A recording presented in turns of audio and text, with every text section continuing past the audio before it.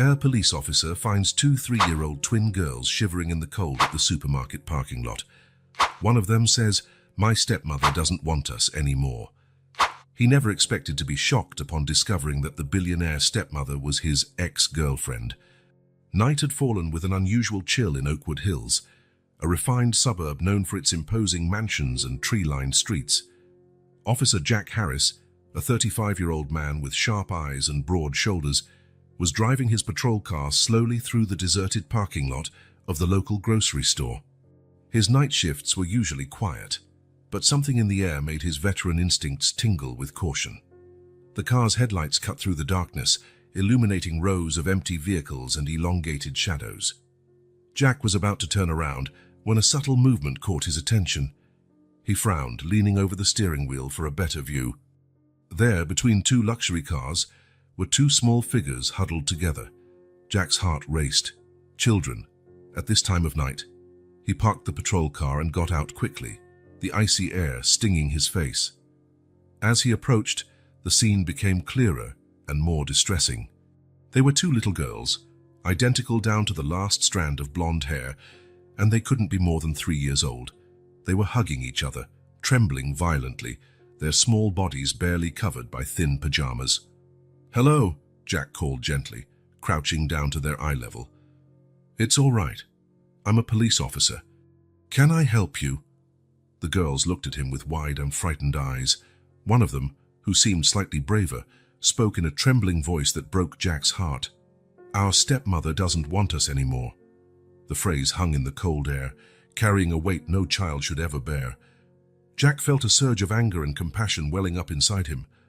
Who could abandon two little children on a night like this? "You must be freezing," Jack said, removing his heavy uniform jacket. He gently wrapped it around them, noticing how they immediately nestled into its warmth. "Let's get into the patrol car where it's warmer, okay? And maybe we can find something tasty for you to eat." The girls nodded timidly, letting Jack guide them to the car. He turned the heater up full blast, watching as the girls' cheeks slowly regained some color. "My name is Jack," he said, offering a reassuring smile. "Can you tell me your names?" "I'm Emily," said the girl who had spoken before. "And I'm Sarah," the other one whispered, her voice almost inaudible. Jack nodded, keeping his expression calm despite the flood of worries in his mind. "Emily and Sarah, those are beautiful names. Listen, I saw there's a convenience store on the corner. How about we go get some hot chocolate for you?" The girl's eyes lit up slightly at the mention of chocolate, and Jack felt a tightness in his chest. How often did these kids get to enjoy small pleasures like that? Minutes later, they were back in the patrol car, the girls carefully blowing on their steaming drinks. Jack took the moment to quickly contact dispatch. "Dispatch, this is Unit 27. I have two minors in my custody, found alone in the parking lot on Elm Street. Twin girls, approximately 3 years old, named Emily and Sarah. Requesting information on the family and guidance on how to proceed." The response came almost immediately, and the dispatcher's surprise was evident in their voice. "Unit 27, please confirm the minor's last name." Jack gently asked the girls, who answered in unison, "Blackwood." When Jack relayed the information, there was a tense silence before dispatch replied, "Unit 27, the minors in question are the daughters of Robert Blackwood, CEO of Blackwood Tech. Billionaire family, residents at Blackwood Mansion, 1250 Hillcrest Avenue. Upper authorities are being notified." Jack felt his stomach churn. The Blackwoods were practically royalty in Oakwood Hills. Their tech company was one of the biggest in the country, and their charity events were legendary. How on earth had the children of a billionaire ended up abandoned in a freezing parking lot? Thanking dispatch, Jack switched off the radio and turned to the girls, who now looked a bit more relaxed, their tiny fingers wrapped around the cups of hot chocolate. "Emily, Sarah," he began softly, "can you tell me how you got to the parking lot?" The girls exchanged looks, a silent communication only twins seemed capable of. Emily was the one who spoke. "Jenny brought us. She said it was an adventure." Jack frowned. "Jenny? Who's Jenny?" "Our stepmother," Sarah mumbled, her eyes fixed on the cup. "Daddy calls her Jennifer." Jack's mind raced.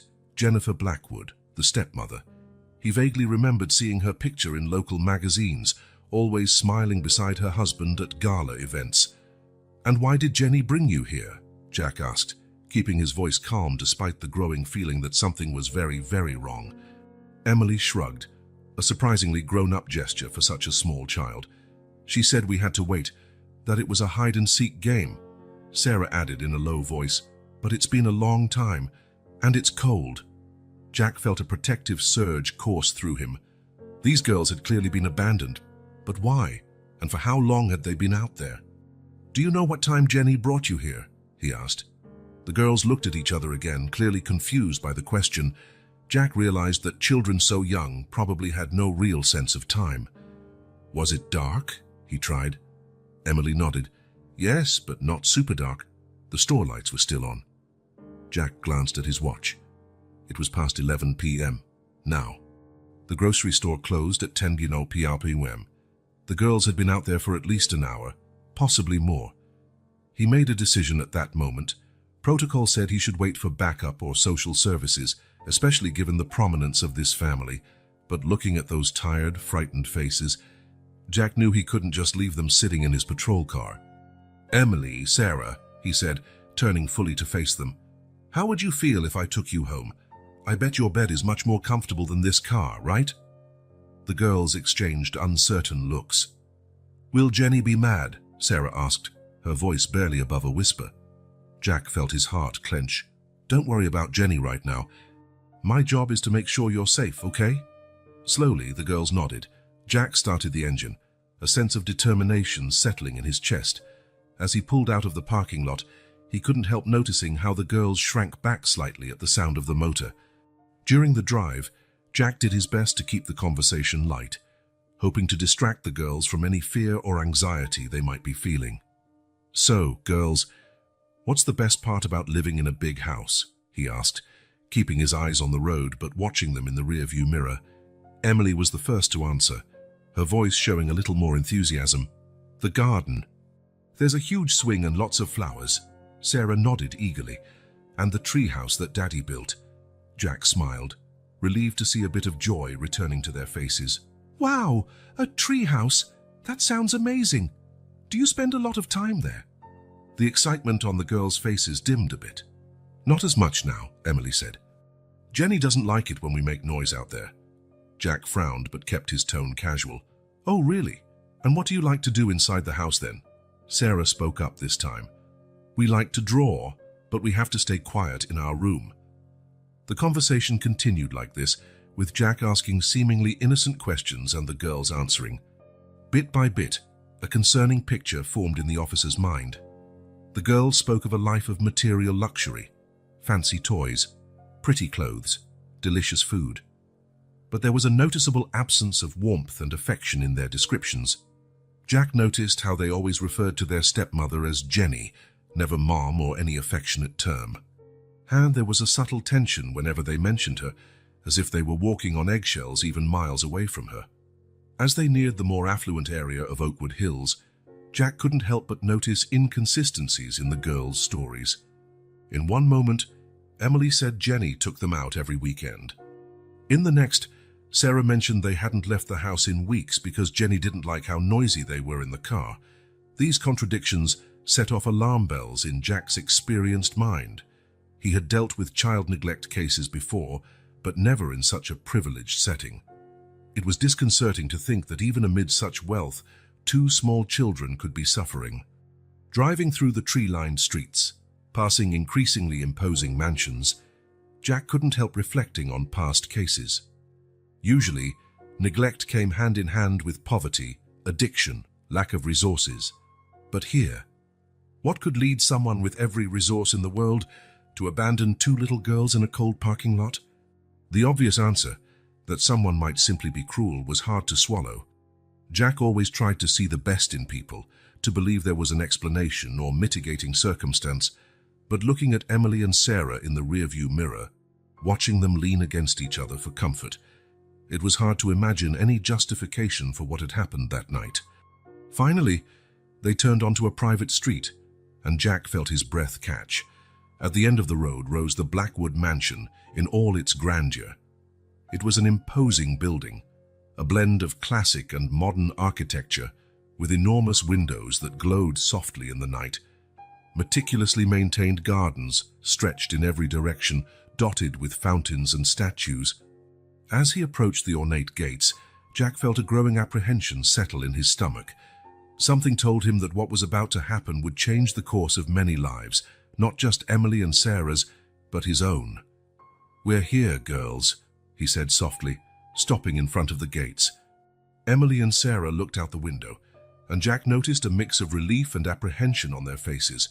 They were home, yes, but it was a home that apparently brought them as much comfort as it did fear. While waiting for the gates to open, Jack made a silent promise to himself and to those two innocent little girls. He would get to the bottom of this, no matter how powerful the Blackwood family was. Because no child, rich or poor, deserved what Emily and Sarah seemed to be going through.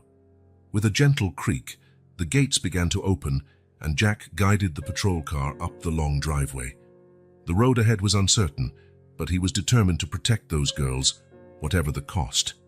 Jack parked the police cruiser in front of the imposing entrance to Blackwood Mansion.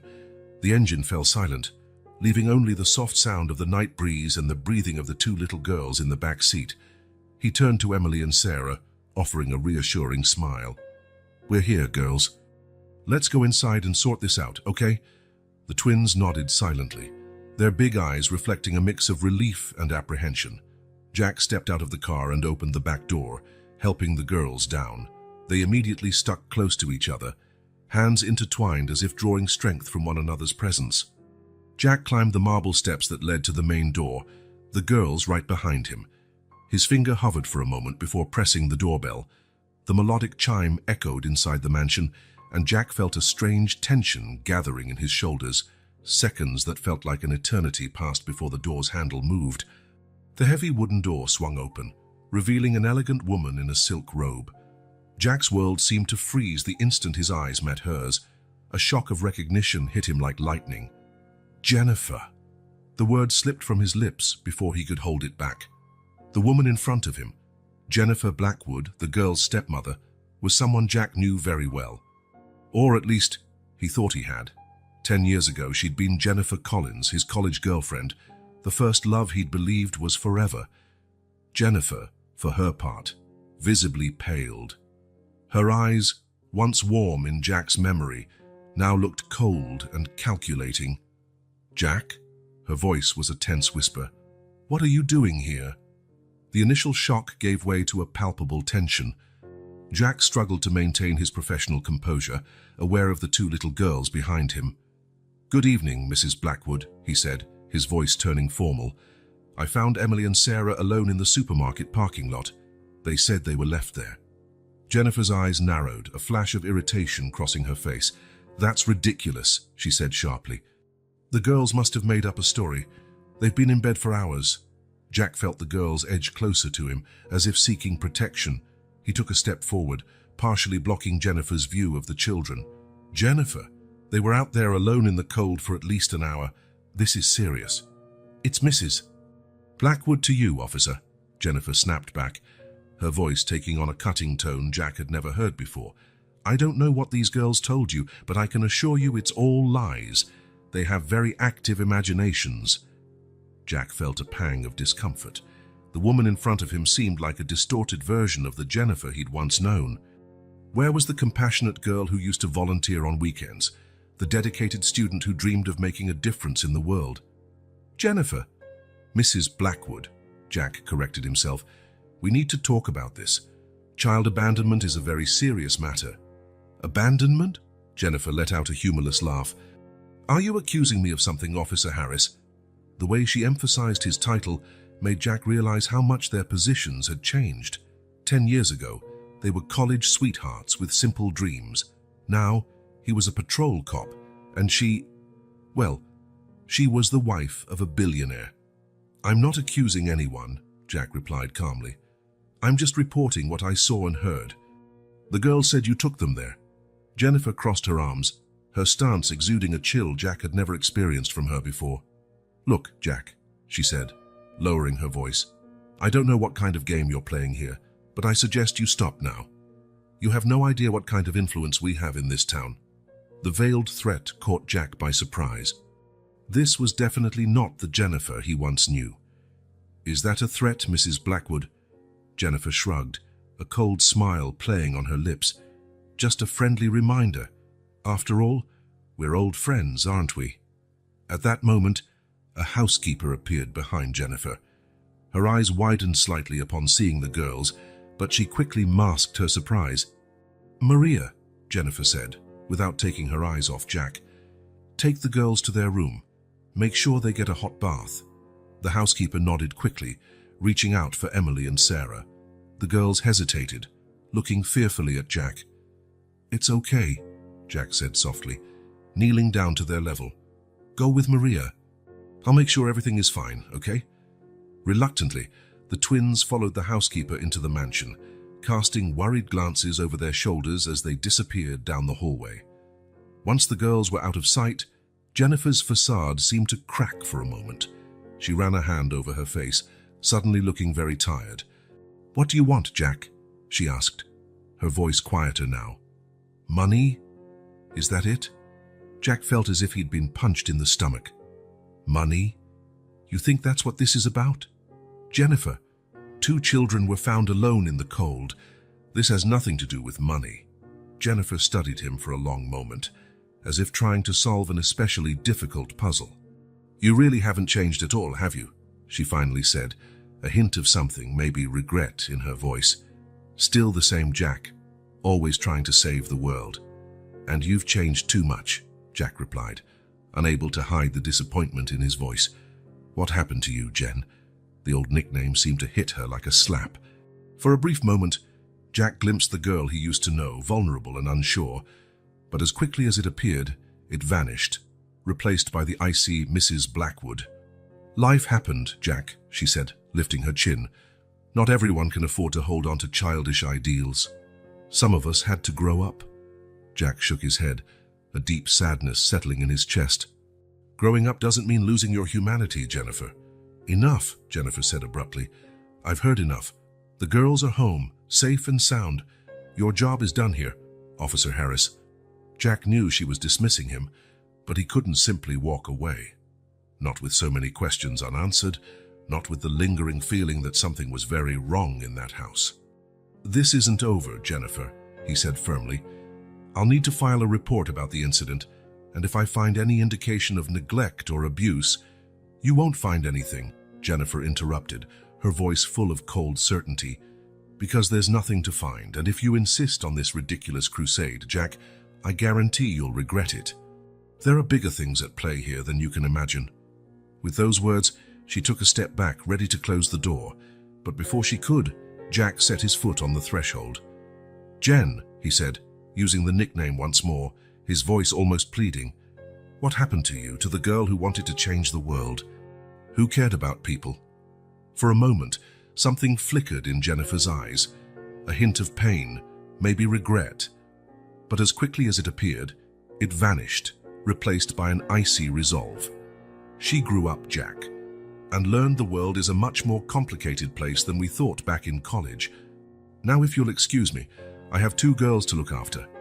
With a swift motion, she pushed the door, forcing Jack to step back. The heavy wooden door closed with a dull thud, leaving Jack alone on the porch, staring at his own distorted reflection in the polished surface. He stood there for a few moments, trying to process everything that had just happened. The unexpected reunion with Jennifer, the shocking transformation of his ex-girlfriend, the disturbing implications about the girls. It was too much to take in at once. Slowly, Jack descended the marble steps, each step weighted with the night's revelations. When he reached his patrol car, he paused, looking back at the imposing mansion. Soft lights glowed through the windows, a facade of normalcy that now seemed terribly deceptive. Sitting in the car, Jack didn't start the engine right away. He closed his eyes, taking a deep breath, trying to calm the storm of emotions in his chest. The shock of seeing Jennifer again still reverberated through him, mingled with deep concern for the girls and a growing resolve to uncover the truth behind it all. The Jennifer he'd known in college, kind, passionate, full of ideals, seemed completely gone, replaced by a cold, calculating woman who made thinly veiled threats. What could have caused such a drastic change? And, more importantly, what did it mean for Emily and Sarah?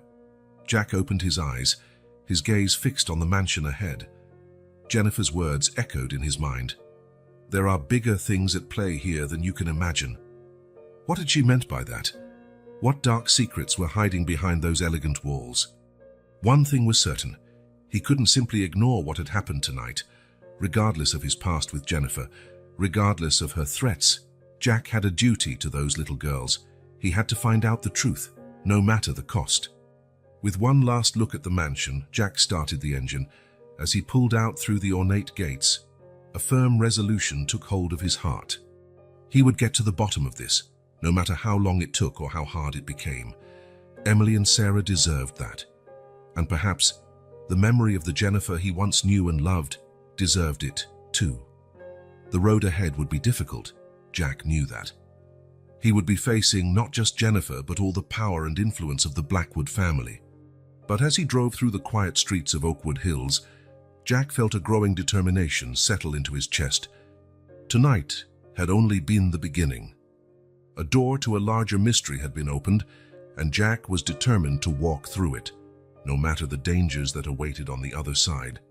Because in the end he knew that truth and justice must prevail, not just for Emily and Sarah, but for all children who might be suffering in silence behind the elegant facades of places like this.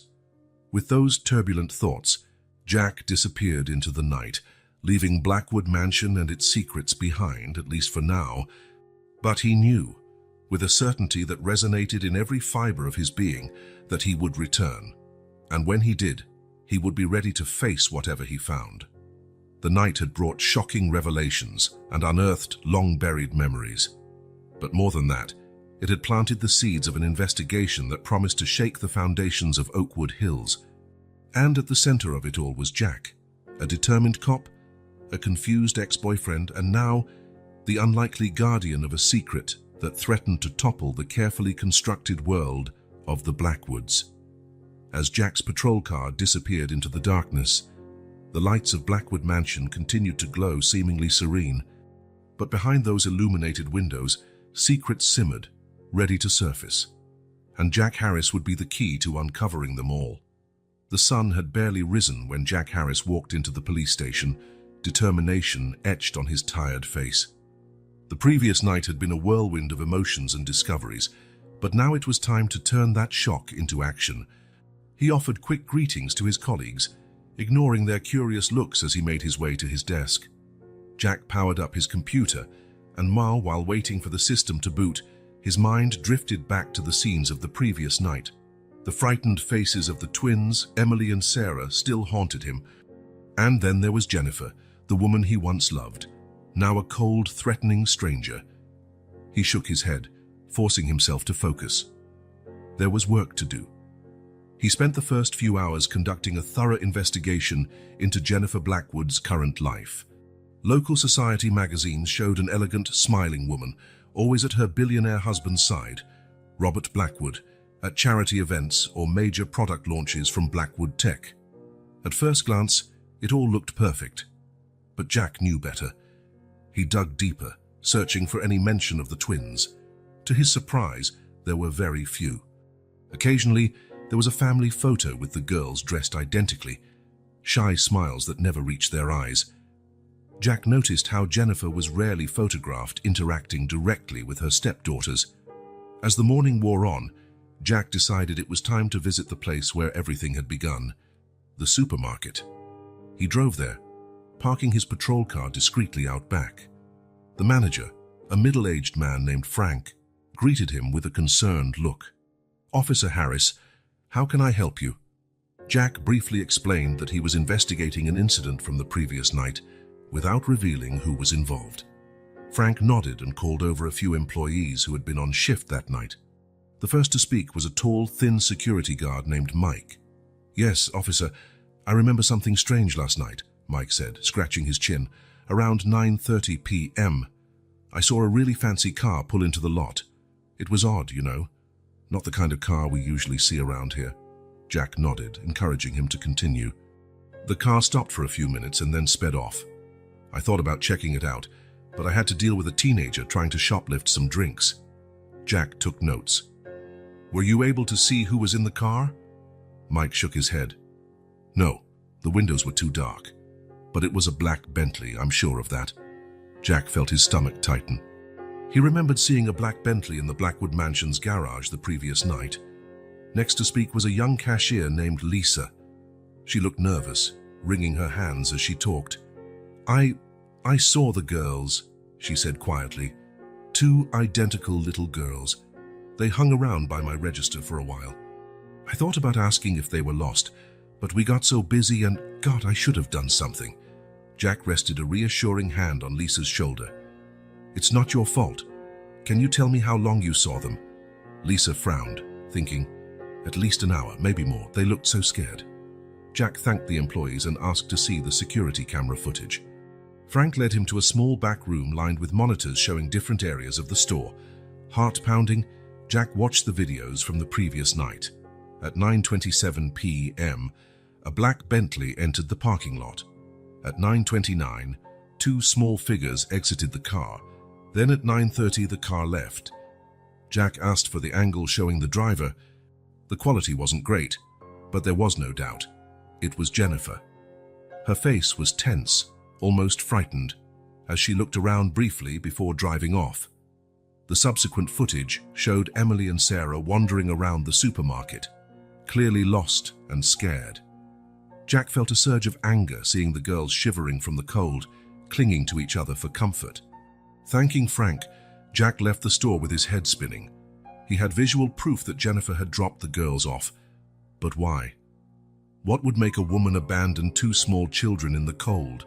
Back at the police station, Jack began to build a detailed timeline of events. He noted multiple inconsistencies. Jennifer claimed the girls were in bed, but the cameras showed her dropping them off at the supermarket. The time the girls spent alone was longer than initially estimated. Jennifer's behavior on camera didn't look like someone carrying out a well-thought plan, but rather someone acting under pressure. The more Jack looked at the facts, the more he became convinced there was something bigger going on. He decided it was time to dig deeper into Jennifer's recent behavior. Using his contacts, Jack managed to track down some former employees of the Blackwood Mansion. The first person he interviewed was a former nanny named Maria Rodriguez. Maria met him at a discreet cafe, away from the upscale neighborhoods. She appeared nervous, her eyes darting to the door every few seconds. Ms. Rodriguez, thank you for meeting me, Jack began gently. Can you tell me about your time working for the Blackwoods? Maria hesitated briefly before speaking. The girls, they're angels, so sweet, so kind. But Mrs. Blackwood, she wasn't a good mother to them. Jack leaned forward, interested. How so? She was cold, Maria explained, her voice low. I never saw her hug the girls, never heard a word of affection. It was like the children were an inconvenience to her. Jack felt a knot in his stomach. This didn't sound anything like the Jennifer he used to know. Can you give me specific examples? Maria nodded sadly. Once, Emily got sick. High fever, poor thing. Mrs. Blackwood wouldn't even see her. Said I should handle it and not bother her. Who does that to a sick child?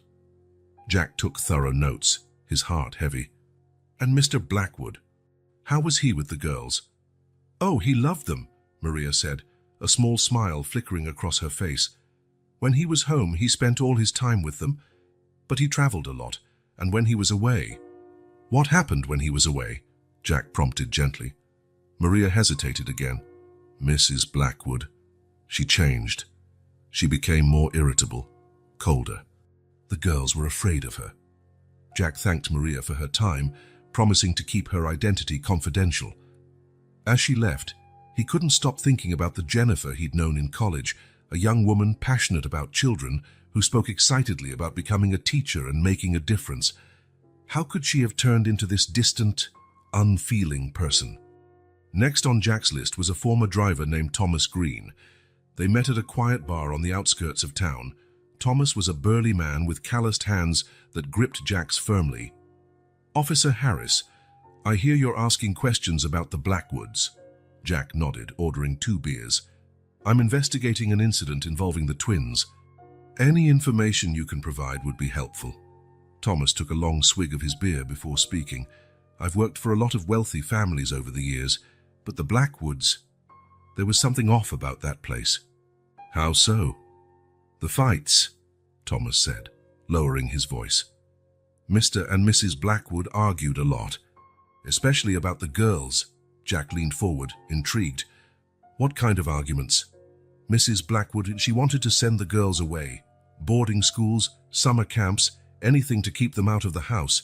Mr. Blackwood always said no, but the fights got more heated every time. Jack took more notes. Did you hear anything specific in those fights? Thomas frowned, thinking back. Once, I heard Mrs. Blackwood say something like, "They're ruining everything." I didn't catch the context, but she sounded furious. Thanking Thomas, Jack left the bar with even more questions than before. The picture that was forming was deeply disturbing, to say the least. Back at the station, Jack decided to look into the girls' school records. What he found baffled him. In the last 2 years, Emily and Sarah had changed schools 4 times. Each change coincided with a period when Robert Blackwood was traveling on business. Why would anyone move such young children from school to school so often? Jack murmured to himself, rubbing his tired eyes. His next stop was the local hospital.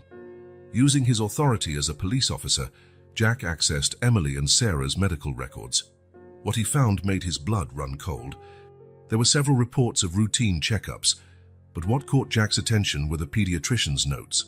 Phrases like delayed emotional development, signs of anxiety, and possible emotional neglect appeared repeatedly.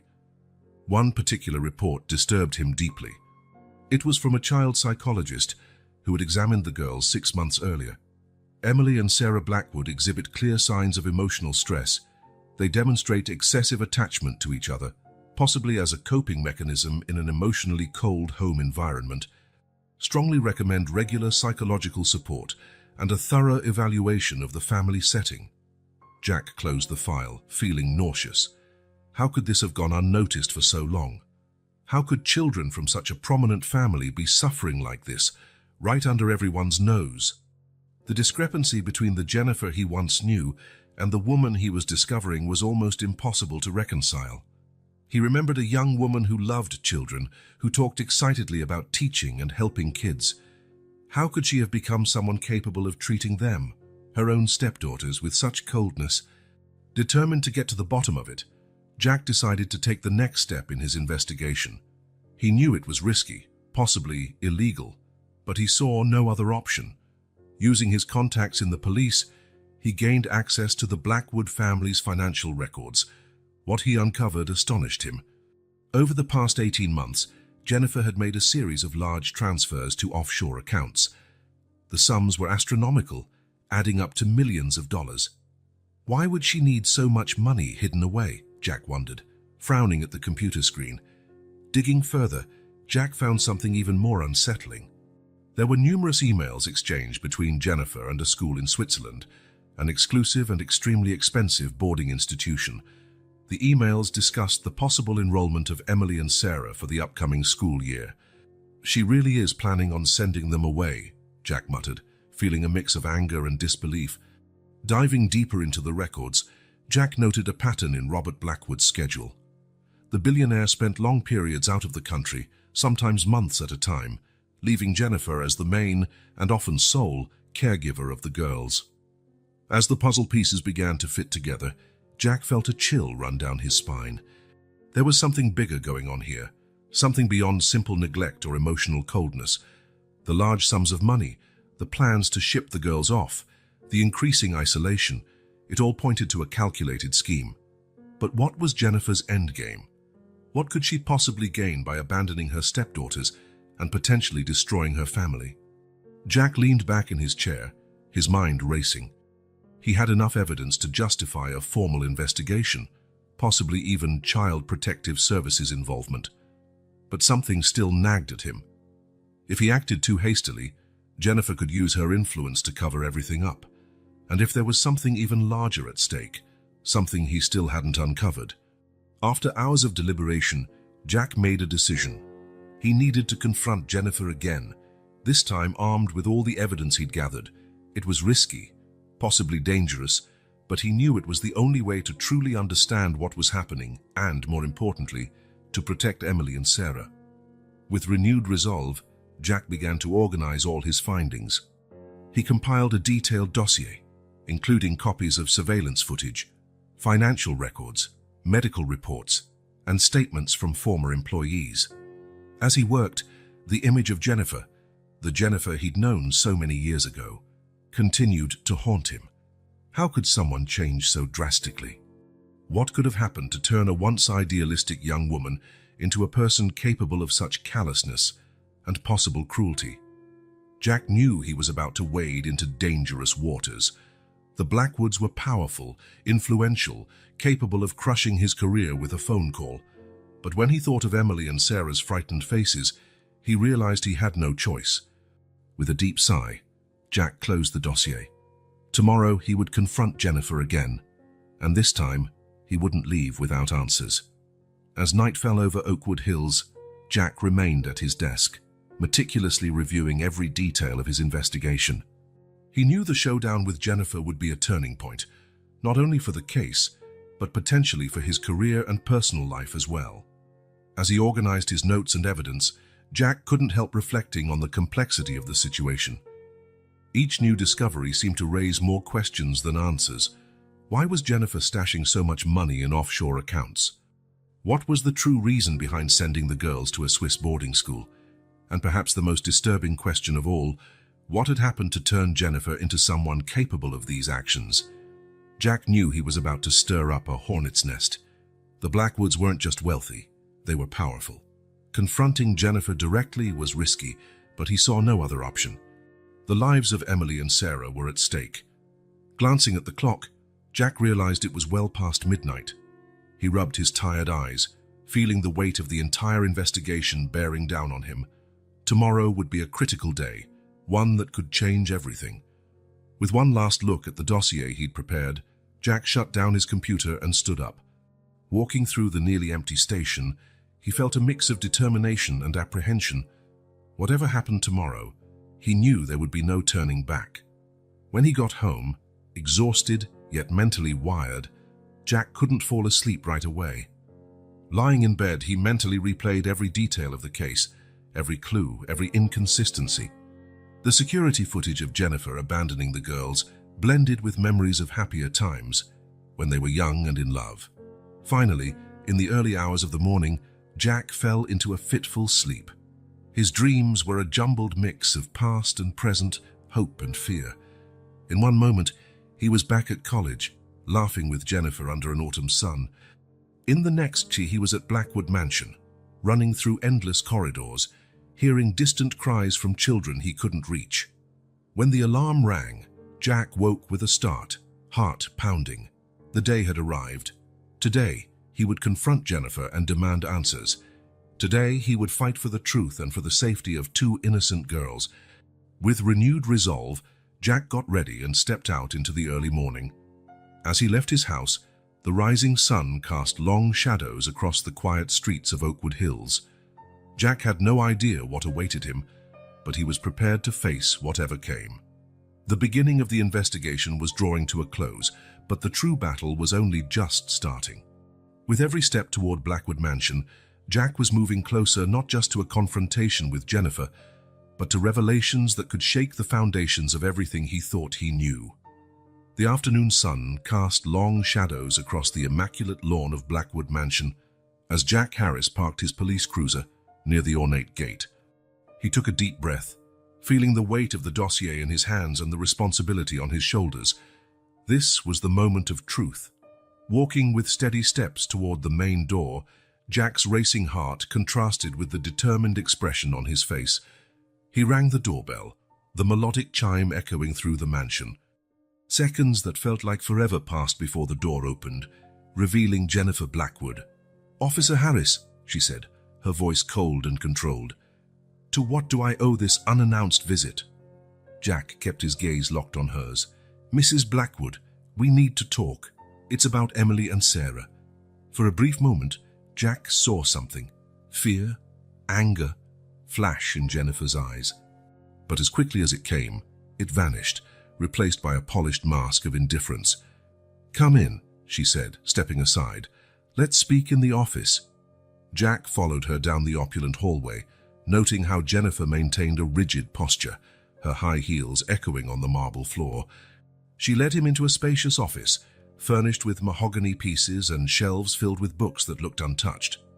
"So, officer," Jennifer began, sitting behind an imposing desk, "what brings you here today?" Jack remained standing, placing the dossier on the desk. "I have some questions about the night I found Emily and Sarah at the supermarket parking lot." Jennifer arched a perfectly shaped eyebrow. "I thought we'd already cleared up that misunderstanding." "It wasn't a misunderstanding, Jennifer," Jack said, voice firm. "I have evidence that you deliberately left the girls there." Her face hardened. "That's absurd." "You have no proof." Jack opened the dossier, spreading photos and documents across the desk. "I have security camera footage showing you dropping off the girls.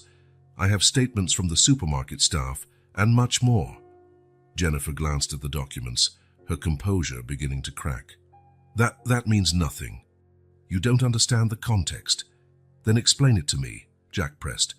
"Explain why you abandoned 2 small children in the cold.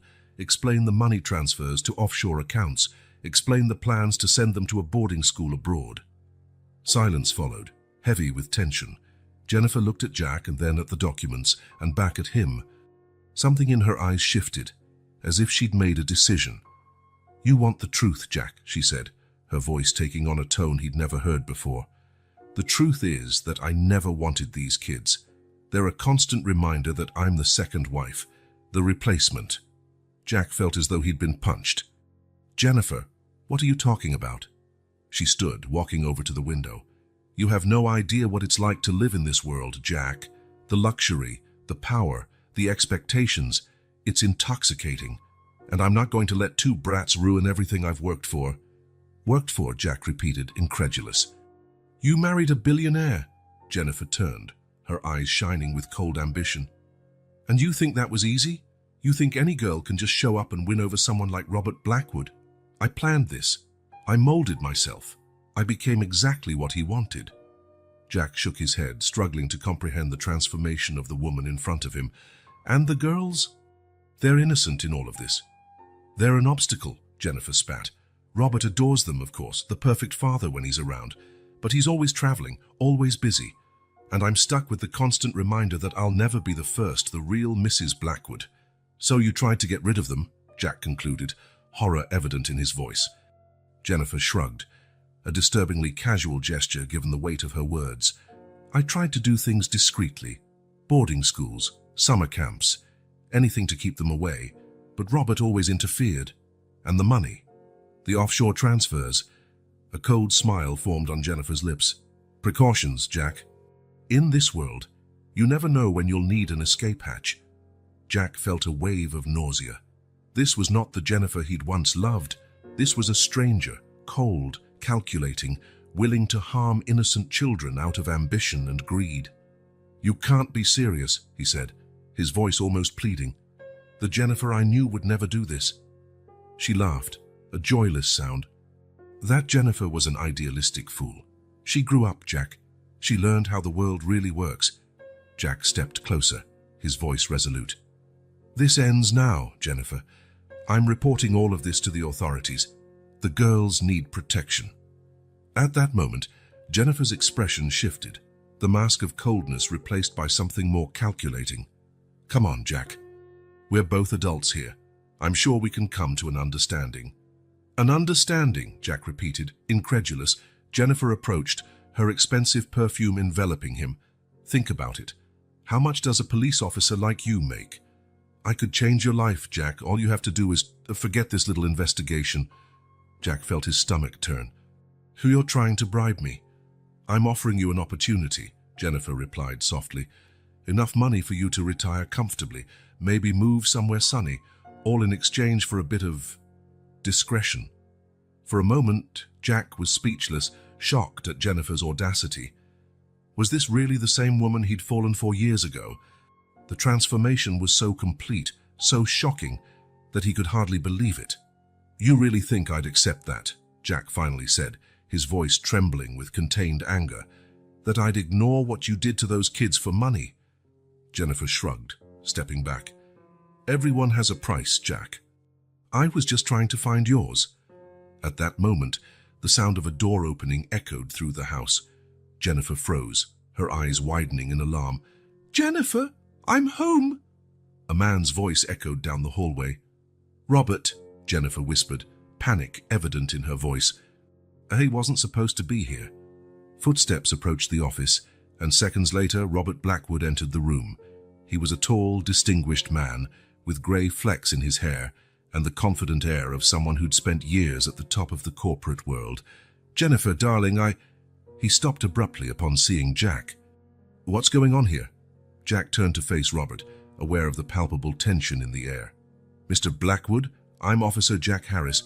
I'm here about an incident involving your daughters. Robert frowned, looking from Jack to Jennifer. What incident? Jennifer, what's he talking about? Jennifer opened her mouth to reply, but Jack was faster. Mr. Blackwood, there's evidence that your daughters were deliberately left in a parking lot a few nights ago. I'm investigating possible neglect and abuse. Robert's face went pale. What? That's impossible. Jennifer, tell him it's a misunderstanding. Jack watched Jennifer, seeing how she fought to regain her composure. Robert, dear, it's nothing like that. Officer Harris is confused. I'm not confused, Mrs. Blackwood, Jack said firmly. I have concrete evidence, and including surveillance footage. Robert staggered slightly, bracing himself on the desk. I don't understand. Jennifer, what's going on? The air in the office was charged with tension. Jack could see Jennifer calculating her options, her gaze darting between him and Robert. This is ridiculous, she finally said, her voice trembling slightly. Robert, you can't believe this. It's obviously some kind of extortion attempt. Jack felt his patience wearing thin. Enough lies, Jennifer. Tell your husband the truth, or I will. Robert looked from Jack to Jennifer, confusion and fear evident on his face. Jennifer.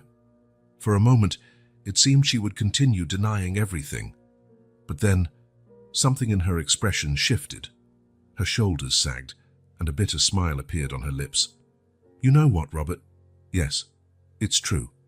I left your precious little girls in that parking lot, and you know what else? It was a relief. Robert reeled as if he'd been slapped. What? How could you?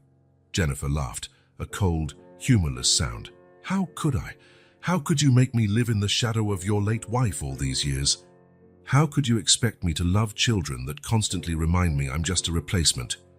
Jack watched the scene unfold, aware that he was witnessing the collapse of a marriage and possibly an empire.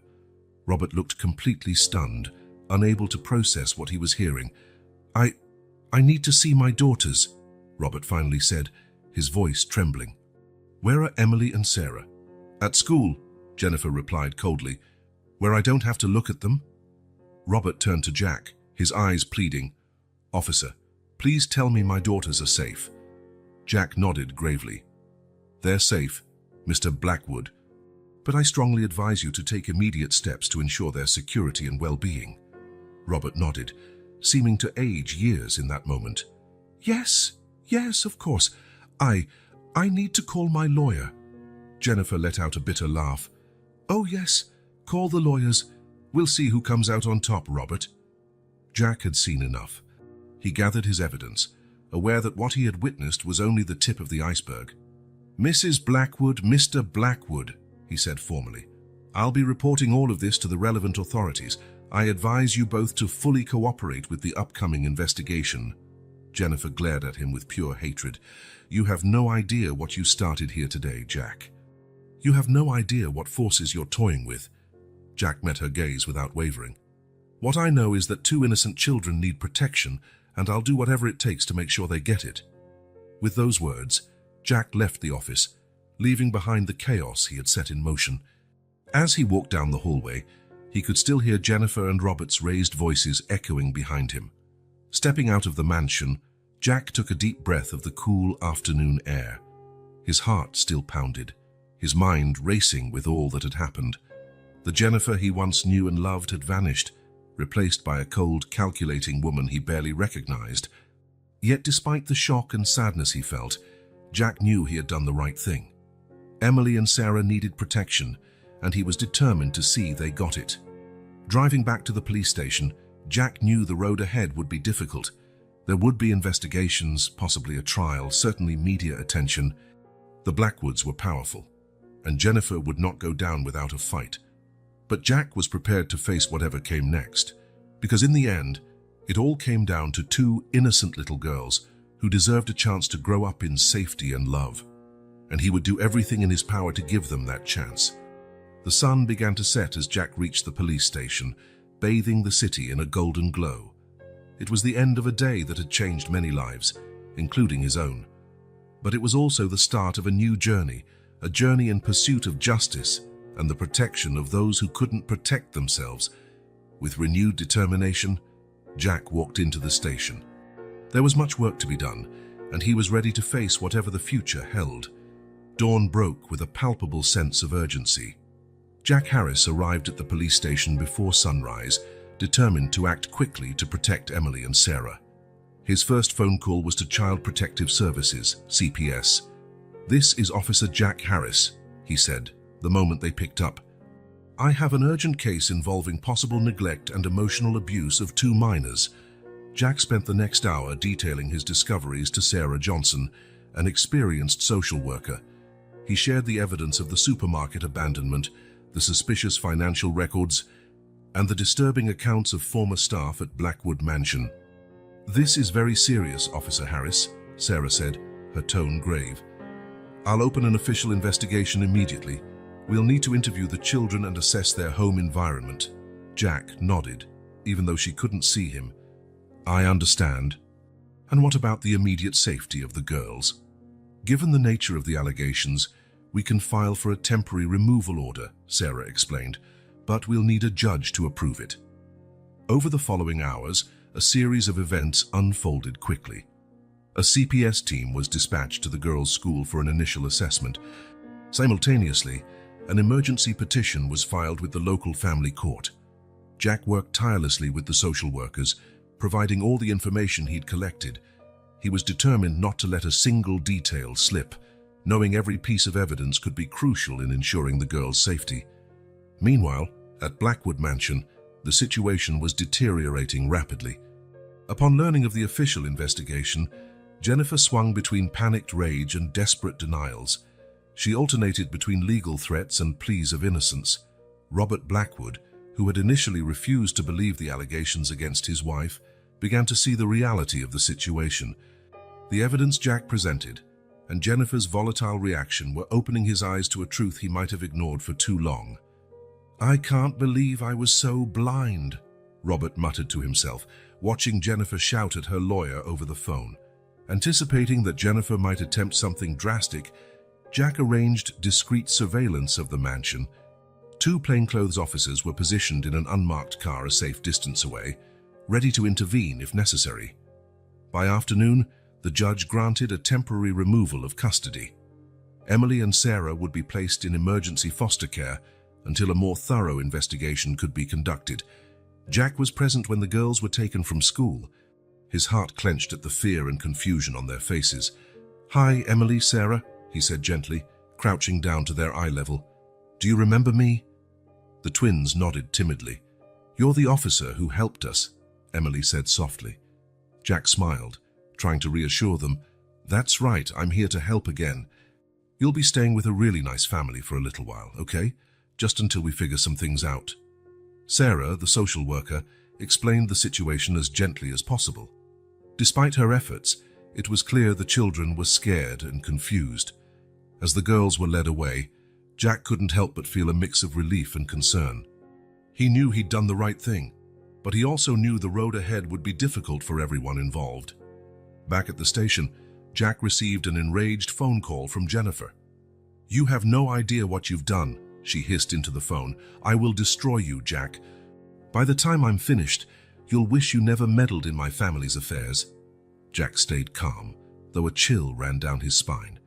He knew Jennifer was dangerous, especially now that she felt cornered. The next few weeks promised to be intense. There would be interviews, psychological evaluations, court hearings. Jack knew he would be at the center of it all, walking a line between his duty as an officer and his personal desire to see justice served. As night fell over Oakwood Hills, Jack looked out his office window, thinking of Emily and Sarah.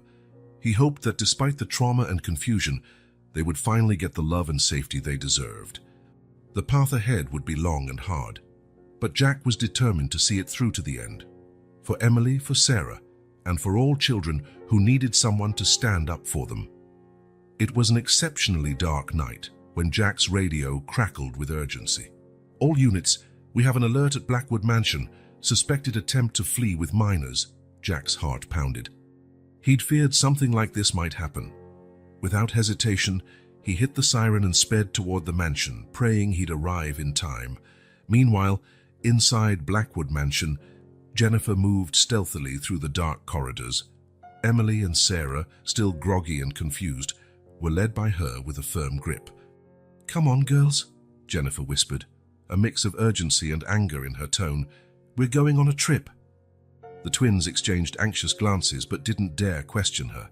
Their fear of Jennifer was deeply ingrained. Jack arrived at the gates just as a luxury car was attempting to leave.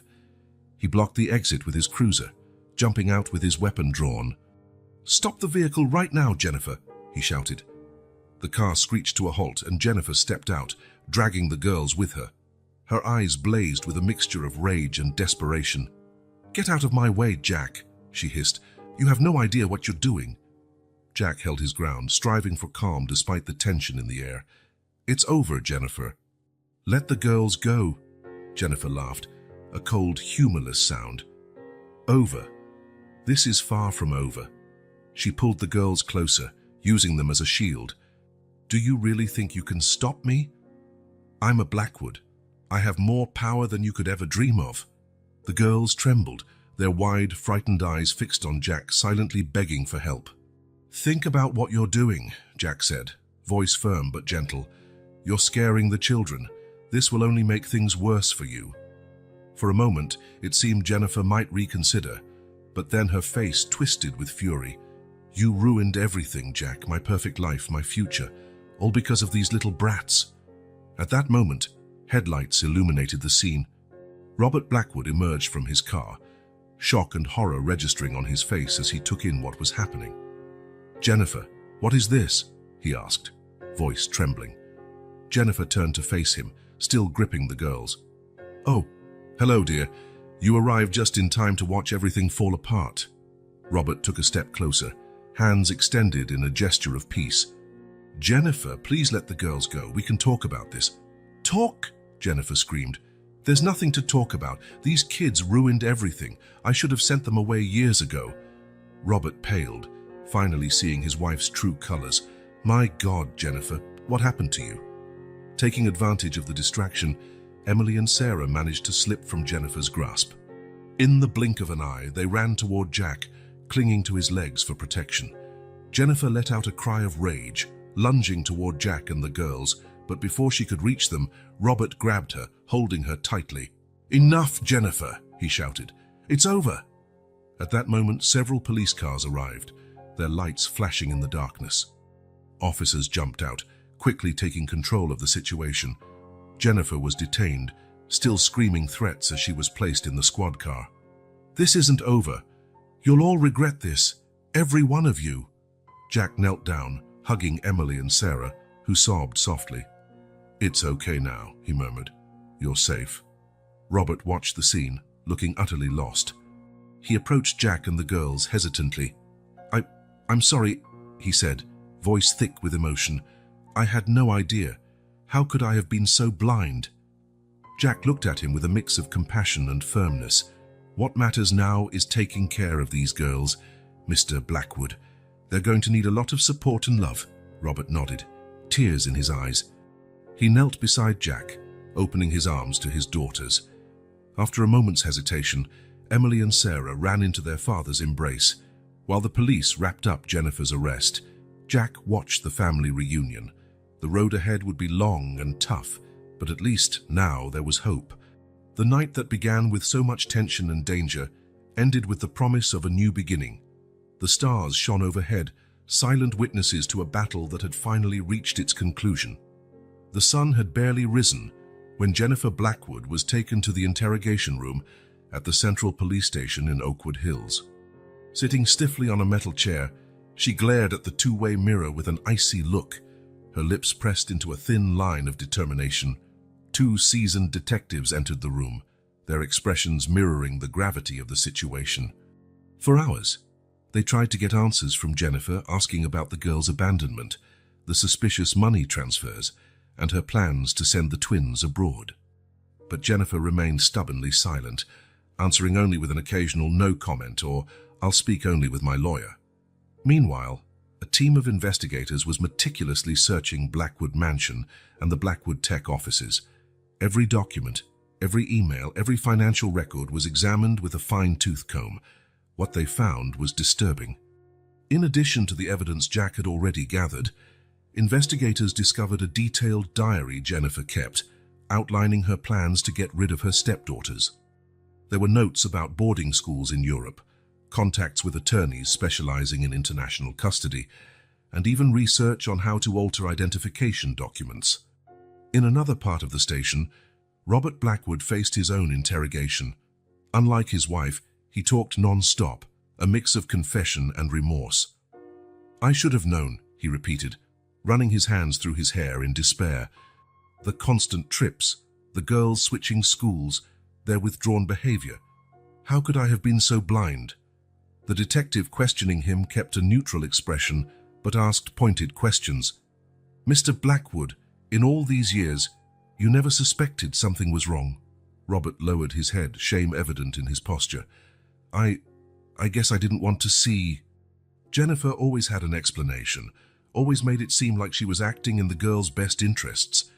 And I was too busy with the company to question her.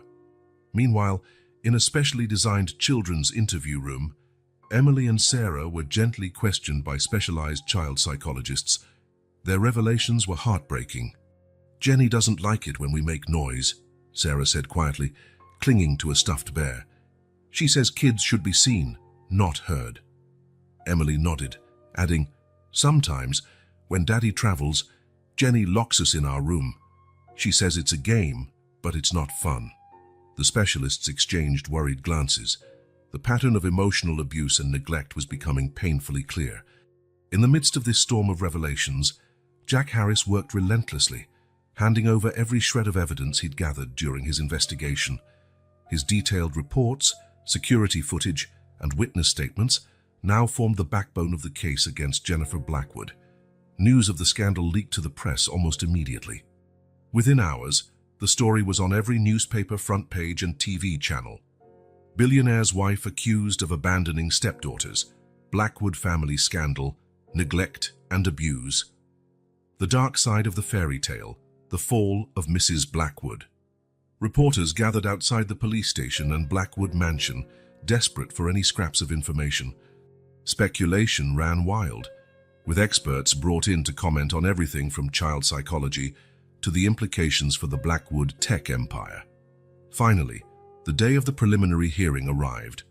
The courtroom was packed with journalists, onlookers, and prominent local figures all vying for a seat to watch the drama unfold.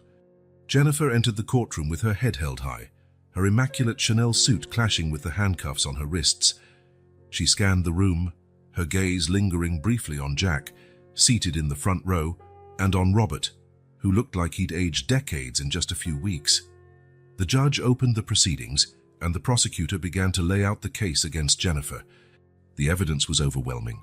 The supermarket abandonment, the suspicious financial records, the ex-employee's testimony, and the unsettling accounts from Emily and Sarah themselves. Jennifer remained impassive through it all, her face a mask of indifference. But when it was time for her defense to speak, something unexpected happened. Jennifer stood abruptly, ignoring her lawyer's urgent whispers. "Your Honor," she said, her voice clear and firm, "I would like to make a statement." A murmur ran through the courtroom. The judge, after a moment's hesitation, nodded. "Proceed, Mrs. Blackwood." Jennifer took a deep breath, then spoke words that shocked everyone. "My maiden name is Jennifer Collins. 15 years ago, my father, Thomas Collins, owned Collins Innovations, a promising tech company, We had a comfortable life, and I was about to start college with a bright future. She paused, locking eyes with Robert, who stared at her in growing confusion. But then, Jennifer continued, bitterness creeping into her voice, Robert Blackwood stepped in. With his aggressive business tactics and insatiable thirst for power, he orchestrated a hostile takeover of my father's company. It wasn't just a deal, it was a calculated destruction. Robert paled, clearly recalling the business deal. My father lost everything, Jennifer went on, her voice trembling slightly. Our home, our savings, everything. He fell into a deep depression and never fully recovered. And I had to give up my dreams, working low-paying jobs to help support our family. The courtroom was silent, every eye on Jennifer. That's when I decided, she said, her tone cold and calculating once more. Robert Blackwood had destroyed my family from the inside out. I would do the same to him. I spent years reinventing myself, molding myself to be exactly the kind of woman who would catch the eye of a recently widowed billionaire. Audible gasps rippled through the room. Robert looked as though he might faint. Our marriage, a farce, every smile, every affectionate gesture, all part of my plan. I intended to destroy Robert Blackwood the same way he destroyed my father, from the inside, ruin his reputation, drive him apart from his daughters, and eventually leave him with nothing, just as he left my family. Jennifer then turned her gaze directly to Jack. Abandoning the girls at the supermarket, that was calculated. I knew someone would eventually find them. It was supposed to be the beginning of the end, the first step in tarnishing Robert Blackwood's perfect image. The courtroom was in shock. Jack felt as though the ground had fallen away beneath his feet. Robert Blackwood had slumped in his seat, clearly overwhelmed by the revelation. My final plan, Jennifer continued, voice almost a whisper, was to take the girls far away to a place where Robert would never find them. He'd be left without his precious heirs, his reputation in tatters, his empire collapsing around him, exactly like my father was. She paused, glancing around the courtroom. I don't regret what I did. The only thing I regret is getting caught before I could finish my revenge. With those final words, Jennifer sat down, leaving stunned silence in her wake. The judge, visibly shaken, called for a 1-hour recess, allowing everyone time to process what they'd just heard. As people filtered out of the courtroom, Jack wrestled with a storm of emotions. Shock, anger, sadness, and a hint of guilt for not realizing sooner the true nature of Jennifer's scheme. Robert Blackwood looked like a broken man. He stared into space, Jennifer's words clearly echoing in his mind. The weight of his own past actions, now coming back to haunt him in a way he never imagined, was etched into every line of his aged face. Reporters in the courtroom could barely contain their excitement. This wasn't just a child neglect scandal in a rich family. It was a drama of revenge, betrayal, and far-reaching consequences that spanned more than a decade. During the recess, frantic whispers filled the courthouse corridors. Theories were exchanged, opinions formed and reformed. The Blackwood case, already sensational, had become far more complex and shocking than anyone could have anticipated. When the judge finally called everyone back, the tension and anticipation were palpable. What would happen next? How could the justice system handle such a tangled, emotionally charged case? One thing was certain. The truth revealed that day would forever change the lives of everyone involved, with repercussions felt far beyond the courthouse walls. Jack Harris sat at his desk in the police station, surrounded by stacks of documents and old records. After Jennifer's shocking courtroom revelation, he knew he had to dig deeper to unravel the past that had led to this tragic situation. Starting with Jennifer's father's name, Thomas Collins, Jack scoured old newspaper archives, business records, and financial reports. The story that emerged was heartbreaking. 15 years ago, Collins Innovations was a promising tech startup. Thomas Collins, a brilliant engineer with multiple patents, had built the company from scratch. Financial reports showed steady growth and optimistic projections. Then, Robert Blackwood entered the scene. Jack found a series of articles detailing the hostile takeover of Collins Innovations by Blackwood Tech. Robert's tactics were aggressive, and in some cases borderline unethical. He exploited a loophole in investment contracts, pressured suppliers to break deals with Collins, and even spread rumors about the company's financial stability. Within months, Collins Innovations went bankrupt. Thomas Collins lost everything: his company, his home, his savings. One particularly painful article described him leaving the building of his former company, carrying a box of personal belongings, the empty look of a defeated man. Jack uncovered medical records showing Thomas Collins had been hospitalized for severe depression just weeks after the bankruptcy. He never returned to the tech industry. Confronted with these facts, Robert Blackwood looked like a man on the verge of collapse. I didn't know," he murmured, rubbing his tired eyes. "It was just business. I never thought about the families behind the companies I acquired." Jennifer, for her part, shared more details of her revenge plot during subsequent interviews. She described how she spent years studying Robert, learning his tastes, habits, and weaknesses. "I became the perfect woman for him," she said, a cold smile on her lips. "Every gesture, every word, was calculated to make him fall for me." She spoke of how she planned to use the girls in her vendetta. They were innocent, of course, but they were Robert's weak point. "I knew driving them away from him would be the final blow." Jack listened with a mixture of horror and fascination.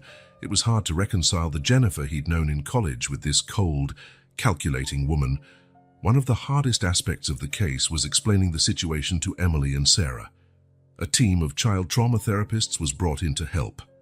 The girls, still so young, struggled to grasp the complexity of it all. "So, Jenny isn't our real mother?"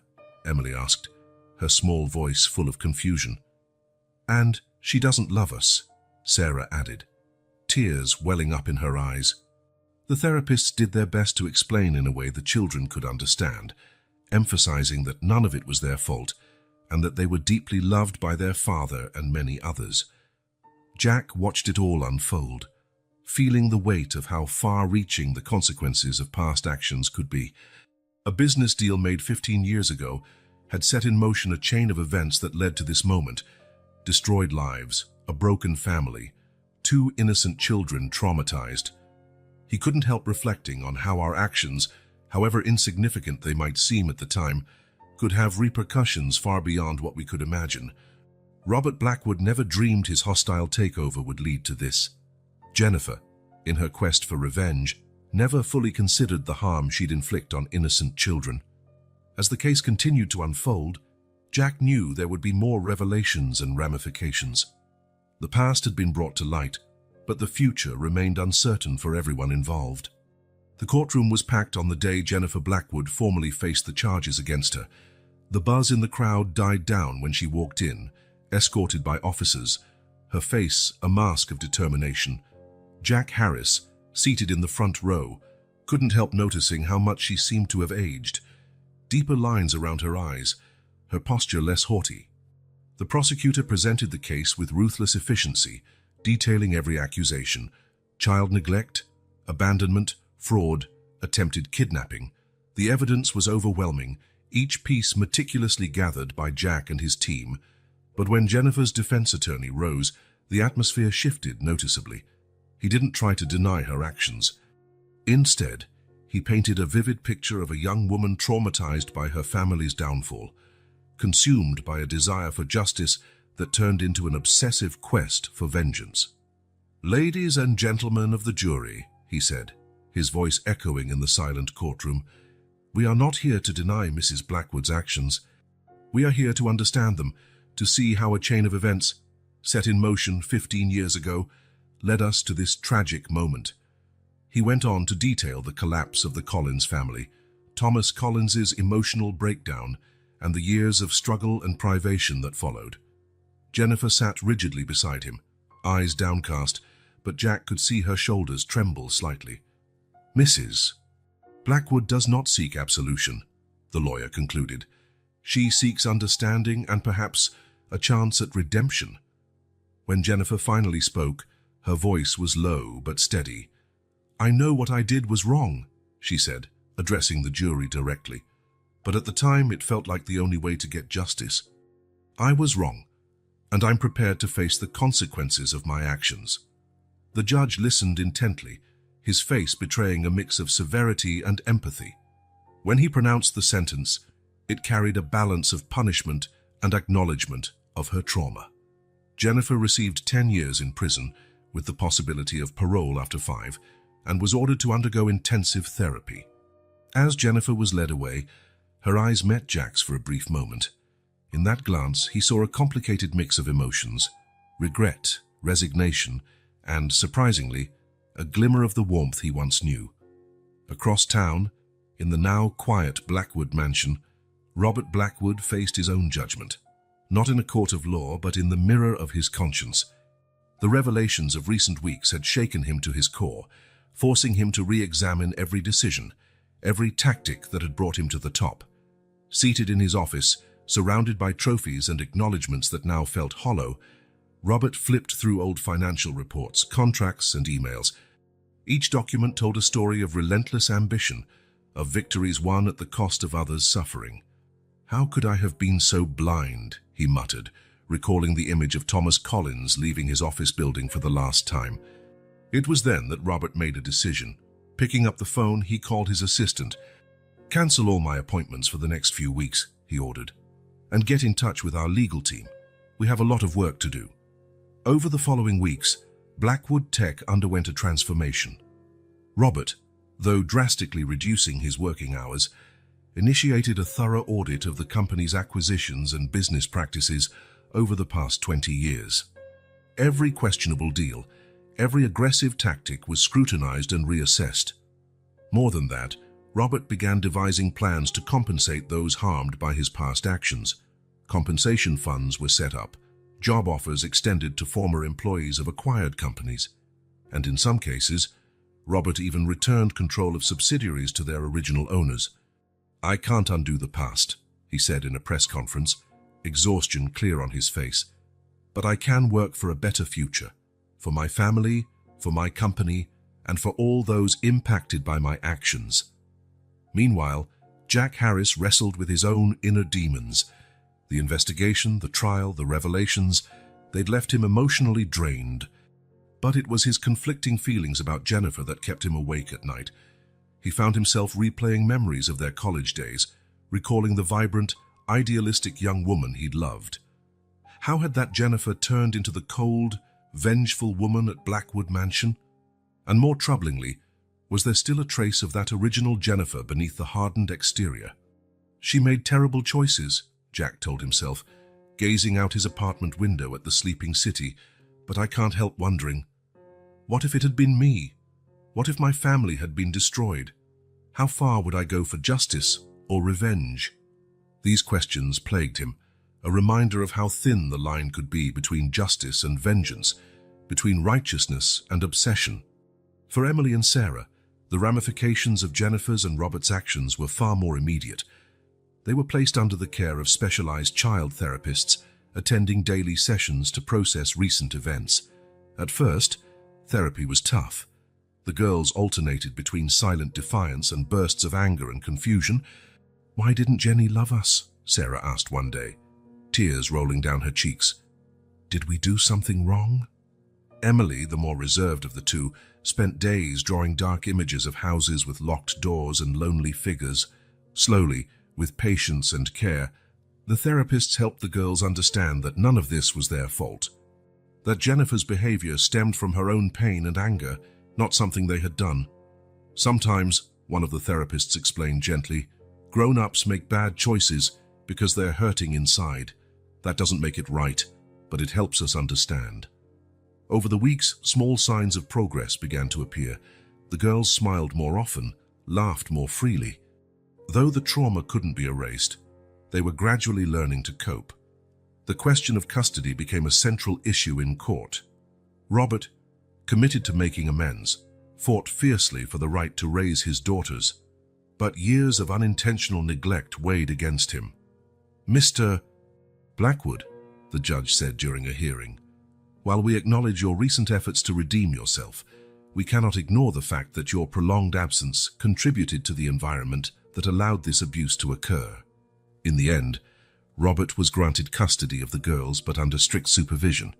He was ordered to attend parenting classes, continue family therapy with the girls, and undergo regular evaluations by social workers.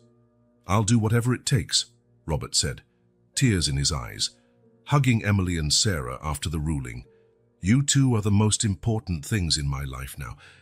I promise I'll never neglect you again." As the Blackwood case unfolded, it seized the nation's attention. Talk shows, opinion columns, and social media lit up with debates about the issues raised by the trial. Some argued that Jennifer was a victim as much as a villain, her thirst for revenge fueled by a genuine injustice. Others condemned her outright, insisting that nothing excused abusing innocent children. Robert's role was also hotly debated. Some saw him as an example of redemption, praising his efforts to correct past mistakes. Others maintained that his current actions couldn't erase the damage he'd caused over the years. The Blackwood case is a powerful reminder of the far-reaching consequences of our actions, wrote a respected columnist. It forces us to question the true cost of corporate success and the destructive power of revenge. Child welfare advocacy groups used the case to call for tighter oversight of wealthy and influential families. "Money and power cannot shield one from charges of neglect or abuse," one spokesperson argued. The case also sparked discussions about corporate accountability. Several large companies, perhaps fearing similar scrutiny, announced reviews of their merger practices and compensation programs for employees affected by past acquisitions. In the midst of it all, Jack Harris continued his work, more aware than ever of the impact his choices could have.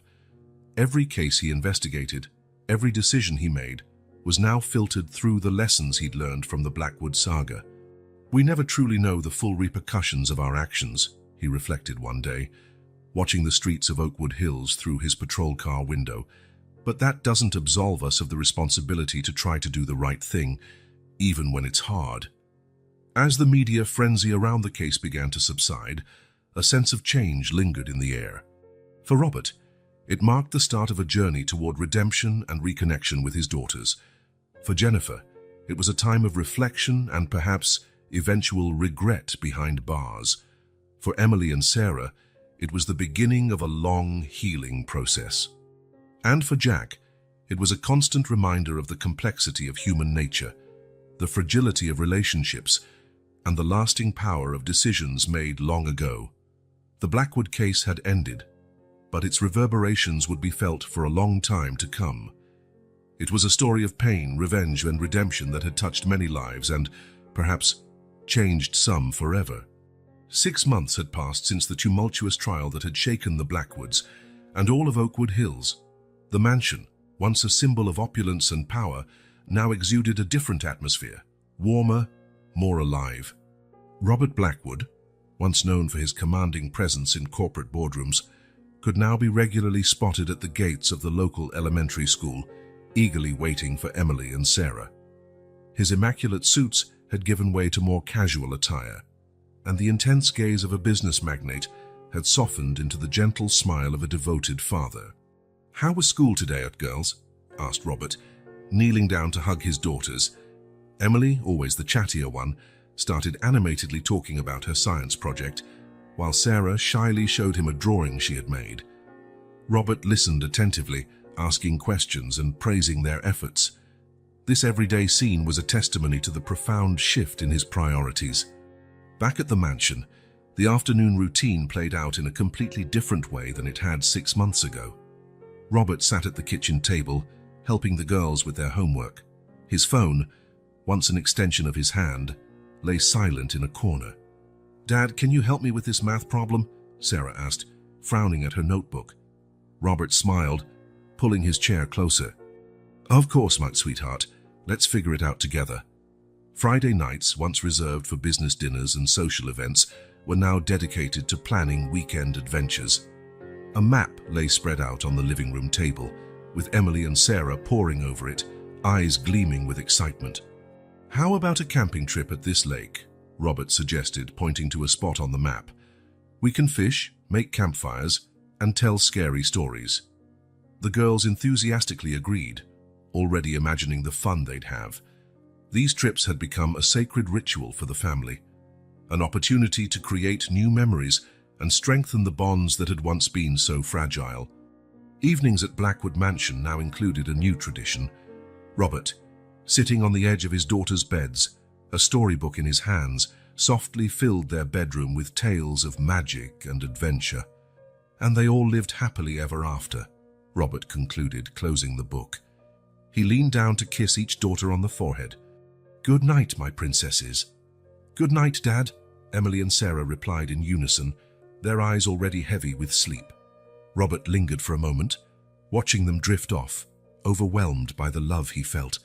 "How did I almost lose this?" he thought, a lump forming in his throat. Twice a week, the Blackwood family could be seen walking into Dr. Martinez's office for family therapy. These sessions, initially challenging and emotionally draining, became a pillar in their journey toward healing. "Robert," Dr. Martinez said during a recent session, "I've noticed a significant improvement in your ability to express emotions and connect with the girls." "How does that feel?" Robert glanced at Emily and Sarah, who were quietly drawing in a corner of the room. "It's liberating," he admitted. "I never imagined being vulnerable could make me feel so strong." At Blackwood Tech, the change was equally palpable. Robert, though cutting back his work hours dramatically, implemented a series of radical reforms. The company adopted a new code of ethics, prioritizing sustainable and socially responsible business practices. "It's not just about profit," Robert declared in a shareholders' meeting. "It's about building a legacy we can be proud of, one that benefits not just us but the whole community." One of Robert's most notable initiatives was establishing the Blackwood Foundation for Corporate Justice. Generously funded with his own resources, the foundation aimed to help families harmed by unethical corporate practices, offering legal, financial, and emotional support. "It's our responsibility to correct past mistakes and create a more just future," Robert explained at the foundation's launch. At home, the signs of Emily's and Sarah's emotional recovery grew more evident by the day. Their smiles came easier, their laughter more unrestrained. The treehouse, once a symbol of isolation, now resonated with the sounds of play and giggles. Jack Harris, the police officer whose investigation had sparked this transformation, had become a frequent and welcome presence in the Blackwoods' lives. He often visited the mansion, joining the family for Sunday barbecues or casual soccer matches in the yard. "You know, Jack," Robert said one afternoon, watching the girls play, "I never imagined I'd say this, but I'm grateful for everything that happened. It was painful, but necessary." Jack nodded, understanding. "Sometimes we have to face our shadows to find the light." As summer approached, excitement filled the air at Blackwood Mansion. Robert and the girls gathered in the living room, maps and travel brochures scattered around them. "So, what do you think?" Robert asked, eyes shining with enthusiasm. 2 weeks exploring the Grand Canyon?" "Yes!" Emily and Sarah shouted in unison, jumping up and down with excitement. Robert laughed, pulling them into a tight hug. Then it settled. "It's going to be the best trip ever." The next morning, Robert was out in the garden with Emily and Sarah, helping them water the flowers they'd planted together months ago. The morning sun cast a golden glow over the scene, as if nature itself was smiling on this reborn family. Jack Key, who had stopped by for a quick visit, watched from a distance. He couldn't help smiling at the contrast between the Robert Blackwood he'd met 6 months earlier and the man he saw now, relaxed, smiling, fully present with his daughters. Robert looked up and spotted Jack. With a smile, he motioned for his friend to join them. As Jack approached, Robert pulled his daughters closer. "Thank you," he said softly to Jack, emotion in his voice. "For everything." Jack nodded, a wave of satisfaction washing over him as he saw how far they had come. "You did all the hard work," he replied. "I just pointed the way." As the sun climbed higher, promising a new day full of possibilities, the scene in the Blackwood garden was one of hope and renewal. Robert, Emily, and Sarah together in a warm embrace, with Jack right beside them, a reassembled family, stronger and ready to face the future together. And so, amid the scent of freshly watered flowers and the distant chirping of birds, a new chapter began for the Blackwoods, a story not of wealth or power, but of love, forgiveness, and second chances, a story that, despite every obstacle, promised a happy ending.